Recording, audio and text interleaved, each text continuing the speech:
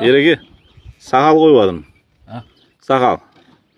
Сақал қойып жатырмын. Тыныштық па? Кеше неден Монғолиядан звондады. Чингис ханның киносын түсіріп жатыр екен. Чингис ханның Сары Батыр деген баласы бар екен. Соның түрі маған ұқсайды екен да.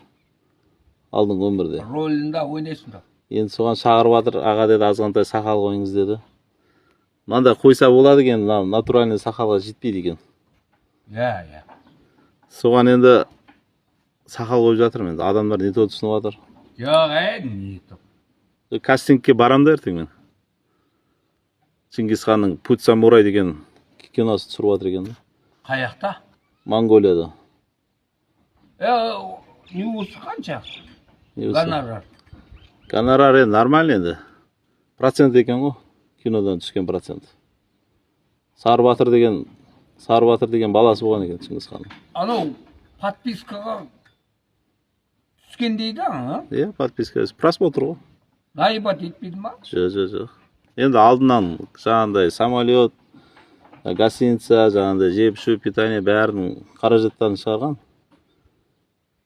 Кеше видеовизитте сөйлестім. Одан алып қалады. Иә, видеовизитте сөйлестім. Кім ше? Кім? Ол сценарист па, ол түсіріп жатқан. Түсіріп жатқан ба? Совместный екен ғой мынау.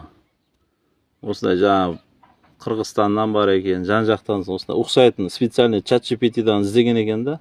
Осы суретке ұқсайтын адамдар деген екен. Біздікі 99% түсіпті ғой. Сол мына сақалын өсірсем, сол 100% болады екен. Мамаң түсіген мен түсінетін ба? Енді сіз білмеймін ғой сіз. Қамаққа алынған Чингис хан, сен мені қамаққа аласың. Жоқ па ондайлар? Енді ондай жерін мен жазбаған ғой. Сіз де сақал қойып, может суретке түсіп көрің, может сізде hem чат GPT шығарады. Мынандай қойып, сақал қойса өзі шығады ғой компьютерда. Қазір мен суретке түсіріп сақал қойсам. Енді білмеймін, адамдар осындай сақалды ие қойдым деп не жатыр. Сен ертең кастингтен. Негізі мен көтеріліп кетемін мен негізі. Күшті актер болып шығамын мен негізі. Білмедім. Неге? Бірақ мен көргенде сәлем берсем болды. Жоқ, ондай қылмаңыздар. Бізде ондай әдет жоқ қой. Адамдар білмеді. Қой жұмыс істейді. Кеттік.